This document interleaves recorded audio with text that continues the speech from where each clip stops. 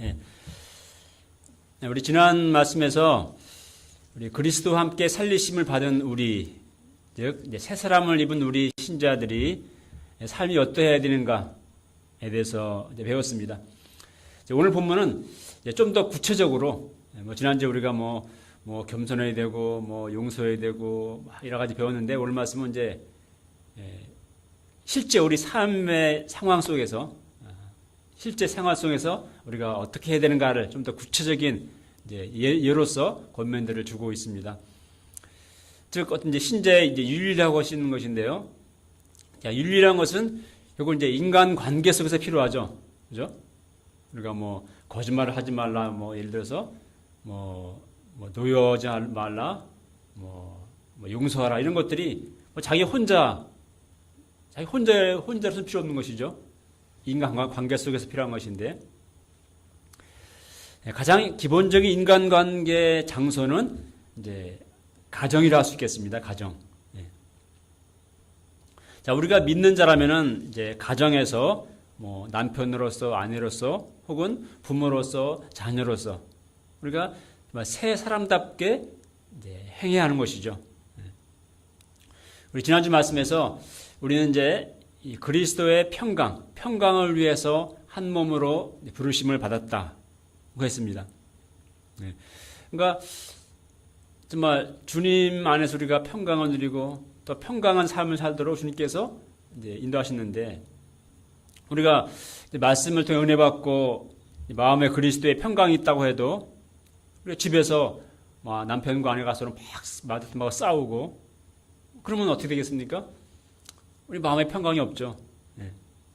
아무리 수십억짜리 좋은 집에서 산다고 할지라도 남편과 아내가, 또 부모와 자녀가 막 서로 갈등하고 싸우고 막 다투고 별거하고 막 이런 미워하는 집안이라면은 그 집은 정말 지옥 같을 것입니다.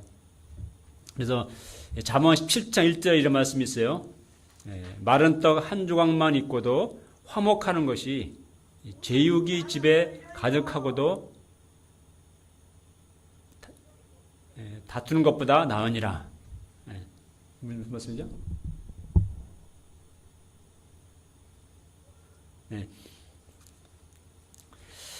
신자들은 아내와 또 남편으로서 서로 어떻게 해야 할까요? 우리 18, 19절을 읽어보겠습니다. 우리 줌으로 하시는 분들은 소거 해주시기 바랍니다. 18, 19절 읽어보겠습니다. 시작. 아내들아 남편에게 복종하라. 이는 주 안에서 마땅하니라. 남편들아 아내를 사랑하며 괴롭게 하지 말라. 자, 남편에게 이제 복종하라는 이 말씀은 요즘 같은 남녀 평등 시대에 전혀 어울리지 않는 구시대적인 말 같습니다. 근데 이 말은 남자와 여자의 어떤 위율이 있다는 것은 아닙니다.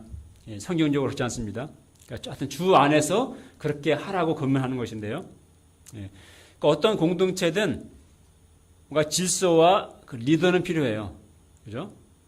우리 가정에서도 이 사랑 안에서 또 질서는 필요합니다. 일반적으로 남자는 이제 존경받고 존중받기를 원하고, 또 여자는 또 사랑받기를, 뭔가 보호받고 사랑받기를 원하는 그런 성향이 또 강한 그런 존재를 하나님이 지으셨기에 그와 같이 하라고 권면하는 것입니다. 남자 여자는 존재로서 인격적으로 동등합니다. 그러나 동등한 인격체지만 하나님은 또 남자 여자를 또 다르게 지으셨어요. 다르게. 그러니까 신체적으로나 또 어떤 정서적으로나 또 재능적으로나 각각 다르게 지으셨습니다. 서로 보완이 되게 하셨습니다. 남편이 아내 보기에 좀 못마땅하고 또 능력이 부족할 수 있습니다. 실제 여자가 남자보다 더 섬세하기 때문에 남자들의 허물과 약점을 더 잘 봅니다. 그럴지라도 남편을 존중해주고 세워주고 따라주고 하는 것이 좋습니다. 반대로 남편의 허물을 비난하고 무시하고 구박하고 그러면 남편의 자존감은 굉장히 땅에 떨어지고 또 더 무능해지고 그래서 막 혈기와 분노를 표출하는 곳에 나타나기도 하고 또 뭐 가정을 떠나서 이렇게 겉돌게 되기 쉽습니다. 창세기 2장 말씀처럼 아내는 남편의 부족한 것들을 잘 도와주는 돕는 배필이 되어야 합니다. 그것이 주 안에서 마땅합니다. 그리고 성경적인 이제 부부의 관계입니다.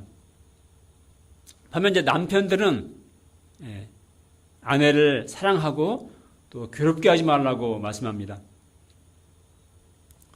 아내를 함부로 대하고 또 때로는 폭력을 행사하고 혹은 뭐 바람을 피우거나 가정에 대해서 무책임한 그래서 아내를 괴롭게 하는 그런 남편들이 세상에 참 많습니다. 에베소서에서 말씀했듯이 그리스도께서 교회를 위해서 자기를 내어주고 사랑하신 것 같이 그렇게 아내를 사랑해야 합니다. 우리는 어떻습니까? 우리 목자님들 가정들은 우리 사모님들은 남편들에게 부족하지만 잘 순종하시나요? 아니면 남편들을 복종시키시나요?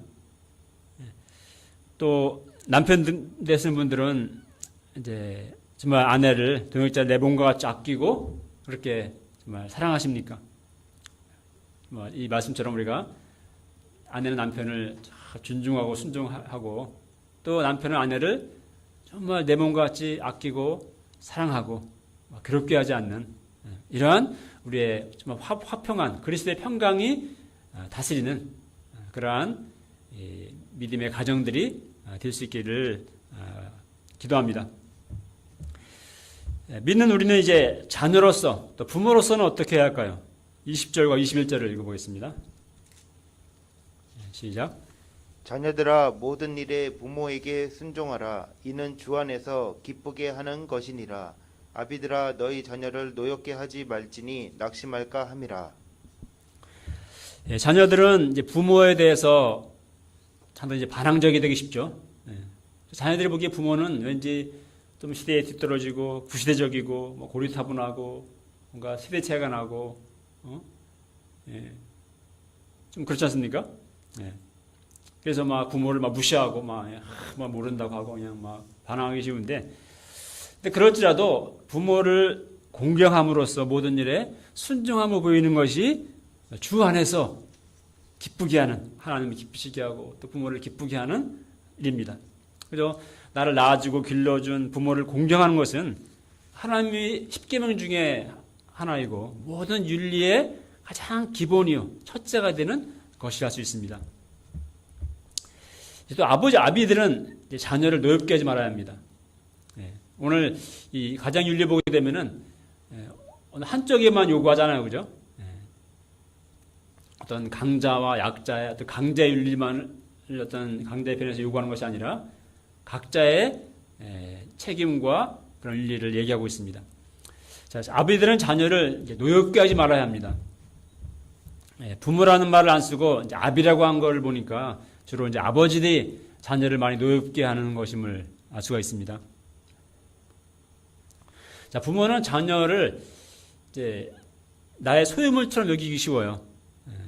그래서 특히 아이들 어릴 때 막 함부로 대하고 내 생각을 막 강요하고 혹은 막 학대하기도 하고 혹은 자녀를 자신의 어떤 대리만족을 이루고자 하는 그러한 도구로 또 삼고자 하기도 합니다. 그러나 우리는 자녀가 나와는 다른 정말 나와 동등한 또 하나의 하나님이 지으신 인격체인 존재라는 것을 우리는 알아야 되고 그렇게 존중함으로 대해야 합니다. 그렇지 않을 때 자녀들은 또 낙심하게 되고 혹은 노여움을 분노를 쌓게 되고 그래서 관계성이 이제 깨어지게 되는 것이죠. 그래서 좀 부모와 자녀 관계가 정말 깨어진 가정들 얼마나 많습니까? 부모와 자녀 관계가 정말 쉽지만 않습니다. 좋은 부모가 된다는 것은 참 어려운 일인 것 같습니다. 뭐 부모, 뭐 자녀 교육이나 부모 노릇도 재수가 있다면은 잘할 수 있을 것 같은데 한 번뿐이죠. 부모는 한 번 되는 것입니다. 뭐 저도 과거에 참 잘할 수 있을 것 같이 생각했었는데 돌이켜 보면은 참 많이 몰랐던 것 같습니다. 그래서 실수도 많이 했고 또 아쉬움도 많습니다. 근데 잘 안다고 해서 꼭 잘 할 수 있는 것도 아닙니다. 정말 하나님의 은혜가 필요합니다. 그리고 과거는 지나간 것이고 지금 현재 어떻게 하느냐가 중요합니다. 과거에 내가 잘못했을지라도 지금부터 올바르게 하고 또 하나님의 은혜를 구한다면 얼마든지 하나님 안에서 관계성이 회복되고 또 평강하게 될 수 있습니다. 제가 과거 여러 해 동안 저도 자녀의 문제로 힘들고 절망스러울 때 요한복음 11장 말씀 내가 믿으면 하나님의 영광을 보리라 하는 말씀을 붙들고 기도했었습니다. 그러나 현실은 뭔가 변화되는 게 없어 보이고 또 악화되는 것 같을 때 이 믿음을 갖기 힘들었습니다.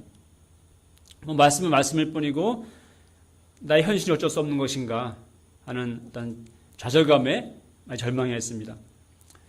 그러나 지난 한 해 또 하나님은 이 말씀을 체험하는 기적 같은 은혜들을 또 보게 하셨습니다. 믿으면 정말 하나님의 영광을 보게 하시는구나를 체험하게 하셨습니다. 제가 계속해서 믿음을 가지고 기도함으로 또 놀라운 하나님의 영광을 또 보게 되기를 기도합니다. 22절부터 4장 1절은 이제 종들과 상전들에게 주는 권면입니다. 골로새 교회 안에는 이제 신분이 종인 사람도 있고 또 상전의 입장에 있는 사람도 있었습니다. 그래서 그 당시 로마 제국 내에 절반 이상이 노예였어요. 절반 이상이 인구의 절반 이상이. 그러니까 뭐 날 때부터 종인 사람도 있고 또 전장에서 패하고 포로로 끌려오면 이제 종이 되고 노예가 되거든요. 그러니까 당연히 집집마다 이 주인과 종들과 이런 인간 관계가 사실은 쉽지 않은 그러한 문제였을 것입니다. 오늘날에는 종과 상전과 같은 신분제도는 없죠. 그러나 우리가 사회생활 속에서는 뭐 직장에서 뭐 상관, 부하, 또 뭐 사장, 종업원, 뭐 윗사람, 아랫사람 이런 우리는 이제 그런 관계가 있습니다. 자, 바울은 종들에게 상전들에게 순종하되 눈가림으로만 하는 자와 같이 하지 말라고 권면합니다. 주를 두려워함으로 또 성실한 마음으로 하라. 또 마음을 다해서 죽게 하듯 하라고 말합니다. 자, 사실 종의 입장에서는 평소에 종으로 사는 것도 힘들고 억울한데 뭐 그렇다고 열심히 한다고 뭐 월급을 주는 것도 아니고 그죠? 뭐 진급이 되는 것도 아니고 뭐 신분이 바뀌는 것도 아닌데 이렇게 열심히 주인을 위해서 일하고 싶을까요? 그렇지 않겠죠. 적당히 눈가림으로만 하고 이런 것 그렇게 하게 될 것입니다. 자, 그런데 왜 바울은 성실한 마음으로 마음을 다하라고 권면합니까? 그렇게 해야 할 이유가 무엇입니까? 자, 본문에 반복해 나오는 표현들이 있습니다. 주를 두려워하여 또 뭐 죽게 하듯 또 24절에 보면은 이렇게 말씀합니다. 이는 기업의 상을 주께 받을 줄 아나니 너희는 주 그리스도를 섬기느니라. 자, 바울은 너희는 주 그리스도를 섬기느니라 이렇게 말합니다. 그러니까 주인을 섬기는 종들에게 이렇게 말해요. 즉 단지 상전의 종으로서 상전만을 열심히 섬긴다는 것이 아닙니다.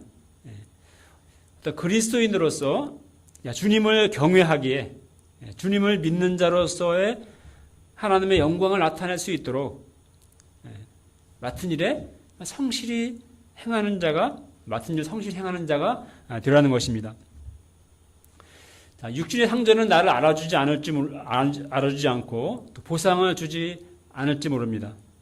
그러나 그렇게 우리가 주님 앞에서 행할 때 기업의 상을 하나님이 주신다고 바울은 말씀합니다. 자, 창세기의 요셉을 보면요, 정말 억울한 일을 많이 당하는 삶을 살았습니다. 정말 인생이 꼬여도 그렇게 꼬이는 경우도 없습니다. 그런데 어떻게 요셉은 그 거듭되는 불운과 절망 속에 꼬꾸라지지 않았고 또 매번 다시금 주인의 인정을 받게 되고 마침내 형통하게 될 수가 있었을까요? 이는 그가 무엇보다 하나님 앞에서 살았기 때문입니다. 한번 주인의 아내가 요셉을 이제 유혹할 때, 그때 내가 어찌 이 큰 악을 행하여 하나님께 죄를 지으리까 하며 뿌리치고 도망을 쳤습니다. 이로 인해서 요셉은 다시금 또 억울한 일을 당하게 되지만 이처럼 하나님 앞에서 또 정직히 최선을 다하는 삶을 요셉은 살았던 것이죠. 결국 이로 인해 요셉은 하나님으로부터 기업의 상을 받게 됩니다. 애굽의 총리가 됩니다. 물론 실제 우리 삶에서 이렇게 되지 않을 수도 있습니다.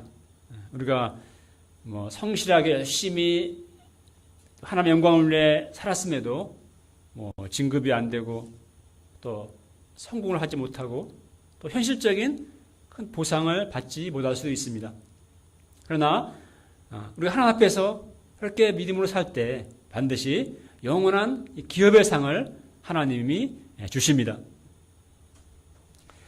그렇습니다. 주님을 믿는 우리가 가져야 할 자세가 바로 이것입니다. 우리가 무슨 일을 하든 나를 지켜보시는 주님 앞에서 또 주님을 경외함으로 행해야 합니다. 무슨 일을 하든 주님의 일을 하듯 해야 합니다. 그리고 주님이 기업의 상을 주신다는 그런 믿음을 가지고 행해야 합니다. 그렇게 할 때 우리는 무슨 일을 하든지 주 그리스도를 섬기는 자인 것입니다. 우리 평신 목자님들은 대부분의 시간을 직장에서 보내죠. 그래서 직장 생활만 늘 하는 걸 삶인데 나는 주님의 일을 할 수 없다, 하지 못한다는 생각을 참 하기 쉽습니다. 그러나 꼭 그렇지 않습니다. 우리가 어떤 직업을 하든지 간에 그것이 불의한 일이 아닌다면 그것은 하나님이 이 삶 가운데 세상에서 나에게 주신 하나님의 부르신 소명이고 그 소명의 장소입니다. 그래서 직업이라는 뜻의 영어 단어가 이제 vocation이 있죠. 거기에 어근이 calling, 부르다, 부르심이란 의미가 담겨 있습니다. 자, 우리가 어디에 또 어떤 위치에 있든지 우리 주님을 경외함으로 또 주께 하듯 행하며 또 주님을 믿는 자로서의 빛을 발하는 하나님의 영광을 드러내는 삶을 우리가 살아갈 때 우리는 그곳에서 우리는 주님을 섬기는 삶을 주님의 뜻을 따라서 주님을 섬기는 삶을 사는 것입니다. 25절부터 4장 1절에서는 이제 상전의 위치에 있는 이제 종에 대해서 얘기했지만은 종만이 아니라 상전의 위치에 있는 신자들에게 말합니다. 1절 읽어보죠. 시작. 상전들아, 의와 공평을 종들에게 베풀지니 너희에게도 하늘에 상전이 계심을 알지어다. 네. 자, 상전의 위치에 있는 사람은 내가 어떤 사장이다, 혹은 어디에 어떤 그런 거기에 어떤 장이 자리에 있으면은 아랫 사람들에게 굉장히 내 마음대로 막 갑질을 행하며 자기 기분대로 불공평하게 불의하게 막 행하기가 참 쉽습니다. 그러나 그리스도인은 그러면 안 된다는 것이죠. 내가 상전의 위치에 있지만 그러나 내 위에 하늘에 나의 상전이 계신다 하는 것을 알아야 합니다. 그것을 안다면은 우리가 아랫사람에게 함부로 불의하게 행할 수가 없는 것이죠. 그리스도인이라면서 아랫사람들에게 함부로 불의하게 갑질 행하고 한다면은 그러면 주님의 영광이 어떻게 되겠습니까? 우리가 정말 상전의 위치에 있다면 우리가 아랫사람들에게 의와 또 공평을 베푸는 그렇게 행하는 사람들이 되어야 하겠습니다. 4장 2절부터 이제 마지막 권면들입니다. 자, 2절에서 바울은 권면합니다. 2절 읽어보겠습니다. 시작. 기도를 계속하고 기도에 감사함으로 깨어 있으라. 예. 현실이 어렵고 힘들지라도 또 참 낙망하게 되는 일이 많을지라도 우리는 낙심하지 말고 또 기도를 계속해야 하겠습니다. 기도에 힘쓰는 삶을 살 때 우리는 감사함으로 깨어 있어야 합니다. 이게 무슨 말일까요? 우리는 감사보다는 이제 불평, 원망을 쉽게 하게 되죠. 감사하는 것은 잘 안 되지만은 원망과 불평은 쉽게 나옵니다. 저절로. 그러니까 우리는 감사함으로 깨어 있어야 합니다. 즉 불평이나 원망이 내 마음에 들어와서 나를 사로잡지 않도록 우리 마음을 잘 지켜야 합니다. 우리 골로새서에서 바울이 계속 감사라는 말 권면을 계속해서 하는 이유가 여기 있습니다. 우리가 바이러스가 늘 우리 주위에 있고 침투하지만 몸에 면역력이 강한 사람은 바이러스가 들어와도 그냥 거의 전염 안 되고 쉽게 이제 물리치지 않습니까? 우리 신앙생활에서 최고의 면역력은 무엇인가? 그것은 바로 감사하는 것입니다. 하나님께 감사가 넘친 사람은 그러면 정말 사탄이 내 마음에 유혹하고 내 마음에 비집고 들어올 틈이 없습니다. 근데 감사하기 때문에. 근데 뭔가 힘들고 불만스럽고 이런 생각만 가득 차 있으면은 너무나 쉽게 사단의 유혹이 내 마음 가운데 시험에 들게 되죠. 요즘에 온라인이지만 온라인 새벽기도 또 우리 금요기도를 하고 있습니다. 하여튼 우리가 종말이 가까움을 볼수록 우리가 더욱 함께 모여서 또 기도하기를 우리가 힘써야 하겠습니다. 주님이 오시는 그날까지 좀 하나님 나라를 위해서 하나님 나라가 이 땅에 이루어지기를 우리는 소망하고 또 기도하며 또 힘써 기도하는 삶을 우리는 살아야 하겠습니다. 늘 하나님이 주신 은혜를 늘 기억하며 감사함으로 우리가 깨어있는 삶을 사는 저희들이 되어야 하겠습니다. 3, 4절에서 바울은 이제 골로새 성도들에게 기도를 부탁합니다. 읽어보죠. 3, 4절 시작. 또한 우리를 위하여 기도하되 하나님이 전도할 문을 우리에게 열어주사 그리스도의 비밀을 말하게 하시기를 구하라. 내가 이 일 때문에 매임을 당하였노라. 그리하면 내가 마땅히 할 말로써 이 비밀을 나타내리라. 예. 지금 바울은 감옥에 있습니다. 자, 감옥에 있으면은 어떤 기도 요청을 할까요? 우리 같으면 어서 이 감옥에서 나갈 수 있도록, 내 억울하게 이렇게 감옥에 갇혔는데 어서 나갈 수 있도록, 또 지금 참 건강이 안 좋으니까 좀 건강을 위해서 기도해달라, 이렇게 기도 부탁을 할 만한데, 참 바울은 그렇게 하지 않습니다. 그러니까 전도의 문을 열어주사 이 그리스도의 비밀을 말하게 해달라, 그렇게 기도해달라 하고 부탁합니다. 그러니까 바울에게 있어서 답답하고 힘든 것은 감옥 생활 자체가 아니었습니다. 오히려 그리스도의 비밀을 말할 수 없는 전도의 문이 닫혀 있는 그러한 상황 때문이었습니다. 그래서 어서 이 전도의 문이 열려서 내가 이 감옥에서 나가서 이 그리스도의 비밀을 세상의 사람들에게 말하고 싶은 그러한 소원으로 간절했던 것입니다. 바울에게서 정말 그리스도를 전하고자 하는 그의 참 전도의 열정을 배우게 됩니다. 전도의 문이 닫혀 있다는 점에서 지금 우리도 이제 비슷한 상황에 처해 있습니다. 우리가 비대면 상황이기 때문에 사람들을 접촉할 수 없고, 또 우리 캠퍼스에나 전도할 수도 없고, 또 우리 함께 모여서 예배도 지금 드리지 못하고 있고, 또 수양회도 갖지 못하고 있습니다. 근데 사실 이 상황도 힘들지만은 상황보다 더 근본적으로 중요한 것은 우리의 마음이라고 생각됩니다. 우리 마음에는 정말 이런 전도염을 다친 상황에서 어떤 마음인가? 전도염을 다쳤으니까 이제 뭐 우리가 전도해 할 수도 없으니까 뭐 어차피 전도할 수 없고 뭐 우리가 뭐 전도 캠퍼스에 갈 일도 없고 그냥 편하게 그냥 조용히 있자. 이런 마음인가? 아니면은 바울처럼 정말 그리스도를 전하고자 하는 그런 열정과 안타까움과 그러한 정말 심정과 그런 기도가 있는가 하는 것입니다.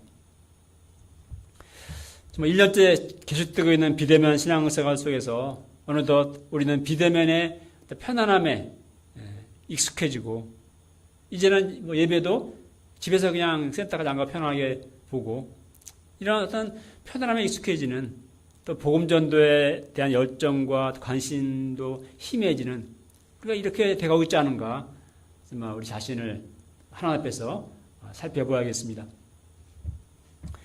정말 바울은 어서 감옥에 나가서 그리스도의 비밀을 말하고 싶은데 이렇게 감옥에 갇혀 있어야 하는 이렇게 시간을 보내야 하는 안타까움 속에서 바울은 골로새 성도들에게 권면합니다. 5절을 보십시오. 읽어보겠습니다. 시작. 외인에게 대하여는 지혜로 행하여 세월을 아끼라. 예.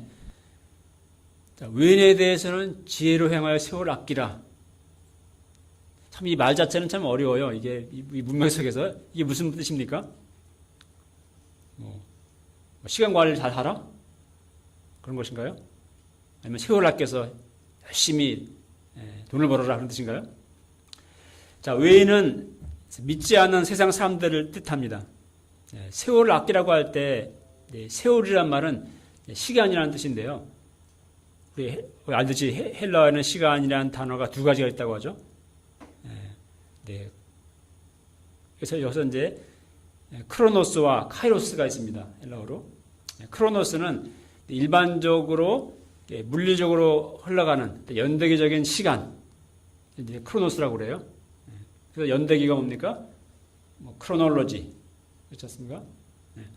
근데 반면 이제 또 카이로스라는 단어가 있는데요. 카이로스는 어떤 기회, 특별한 어떤 기회로서의 그런 시간을 이제 카이로스라고 부릅니다. 세월을 아끼려 할 때 세월은 이제 카이로스예요. 자, 그리고 아끼라는 말은 이제 속량하다는 뜻이고요. 대가를 지불하고 사라는 얘기인데 그런 뜻입니다. 그러니까 세월을 아끼라는 말은 다른 말로 기회를 사라. 기회를 최대한도로 활용해라. 이런 말입니다. 자, 지금 바울은 지금 그리스도의 비밀을 전하고 싶은데 전할 수 없는 감옥에 갇혀있는 상황 가운데 있죠. 전도할 기회가 없어요. 바울은 골로새 성도들에게 여러분들은 세상에서 살아갈 때 믿지 않는 사람들과의 그러한 만남들, 사귐들 그런 것들을 그냥 홀려보내지 말고 그런 기회들을 복음을 전해줄 수 있는 그런 카이로스의 기회들로 최대한도로 활용하십시오. 전도의 기회로 활용하십시오. 이렇게 말하고 있는 것이죠. 자, 6절을 말씀합니다. 6절을 읽어보겠습니다. 시작. 너희 말을 항상 은혜 가운데서 소금으로 맛을 냄과 같이 하라. 그리하면 각 사람에게 마땅히 대답할 것을 알리라. 예. 자, 기회는 누구에게나 옵니다. 근데 이 준비되어 있는 사람만이 그 기회를 자기 것으로 삼죠. 일반적으로 그렇지 않습니까? 예.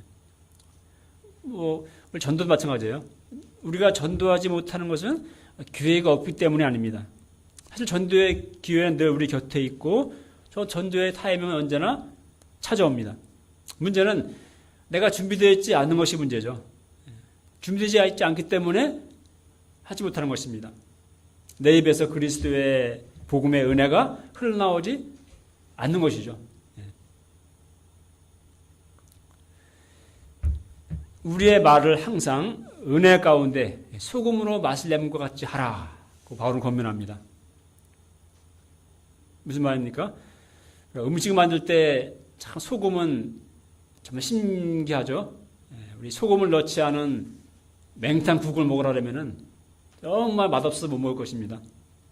근데 거기에 적절하게 소금을 쫙 뿌리면은 아주 너무나 맛있는 음식이 다양하게 되지 않습니까? 요리가. 자, 우리의 말을 소금으로 맛을 낸 것처럼 그렇게 아주 맛있는 너무 은혜로운 그런 것이 되게 하라는 것입니다. 이제 소금으로 비유했는데요. 어떻게 보면 참 이 복음이야말로 소금과 같은 것입니다. 정말 복음이야말로 가장 아름다운 것이고, 그죠? 이 복음의 가치관과 그 복음의 은혜와 진리가 적절하게 담겨 있는 그 말은 정말 적절하게 소금이 가는 데 맛있는 음식과 같은 것이죠. 자, 나의 마음에 예수 그리스도가 충만하여서 나의 말이 소금으로 맛있는 것 같이 은혜가 넘치게 해야 하겠습니다. 그때 우리는 기회가 주어질 때 언제든지 우리가 마땅히 대답할 말로써 각 사람에게 그리스도의 복음을 말할 수 있게 될 것입니다. 그렇습니다. 우리는 믿지 않는 세상 사람들에게 지혜로 행해서 세월을 아껴야 하겠습니다. 흘러가는 세월을 지나치는 기회들을 흘려보내지 말아야 하겠습니다. 특히 불신자들과의 만남들을 그들에게 그리스도의 비밀을 전해줄 수 있는 그런 기회들로 삼아야 하겠습니다. 전도의 문은 밖에서 닫혀 있는 것이 아니라 오히려 내 안에서 닫혀 있습니다. 내 스스로 문을 닫고 나가지 못하는 것입니다.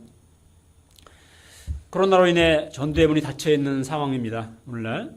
그러나 아까 말씀드렸듯이 중요한 것은 우리의 마음인 것 같습니다. 비대면 온라인 상황과 이런 현재 세계는 오히려 시간과 거리의 제약으로 우리가 만날 수 없고 도울 수 없었던 또 이들과 교제할 수 있고 또 그들과 1대1로 온라인을 말씀을 1대1로 섬길 수 있는 그러한 또 다른 전도의 문이 전도의 통로가 될 수 있습니다. 우리에게 바울처럼 그리스도의 비밀을 말하고자 하는 그런 열심이 있다면 또 전도의 문을 열어주시기를 우리가 기도하고 정말 어쩐지 도전하고자 한다면 하나님이 우리에게 전도할 영혼을 보내주시고 또 전도의 기회를 우리에게 주실 것입니다. 7절로 18절의 이제 마지막 인사를 보면은 많은 사람들의 이제 이름이 나와요. 어떤 이들은 바울과 함께 감옥에 갇혀 있는 이들도 있고 또 골로새 교회 바울을 오가면서 소식을 전해주고 또 바울을 섬기는 또 그러한 일도 있습니다. 모두 다 그 어려운 시대, 그 박해 시대에 복음을 위해서 함께 수고하는 정말 귀한 복음의 동역자들입니다. 오늘날 영적 어려운 시대를 우리가 살고 있습니다.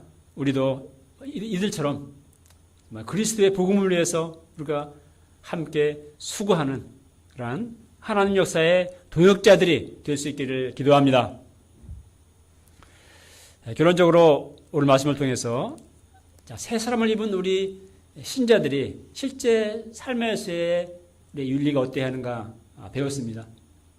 또 정말 세월을 아껴서 전도의 삶을 살라고 하는 그런 바울의 권면을 들었습니다. 이런 삶을 살려면은 가능하려면은 이것이 그냥 이렇게 해야 된다고 되는 것이 아니죠. 뭐 윤리적으로 살아야 된다고 되는 것도 아니고 뭐 전도해야 된다고 되는 것도 아닙니다. 할 수 있는 게 아닙니다. 무엇보다 정말 이것이 가능하려면은 우리가 예수님 안에 뿌리를 내리고 그 안에서 우리가 충만해져야 하는 것이 필요합니다. 내 안에 그리스도가 그 은혜가 충만해져야 그래야 여기서 흘러나오는 것이죠. 예수 그리스도의 어떤 은혜가 예수 그리스도의 어떤 인격과 그의 어떤 윤리와 삶이 또 복음이 흘러나올 수 있는 것이죠. 우리 모두 예수 그리스도께 뿌리를 내리고 날마다 정말 주님으로부터 풍성한 은혜와 생명을 공급받음으로 이와 같은 삶을 사는 참된 그리스도인들이 될 수 있기를 기도합니다. 네, 여기 읽겠습니다. 23절 시작.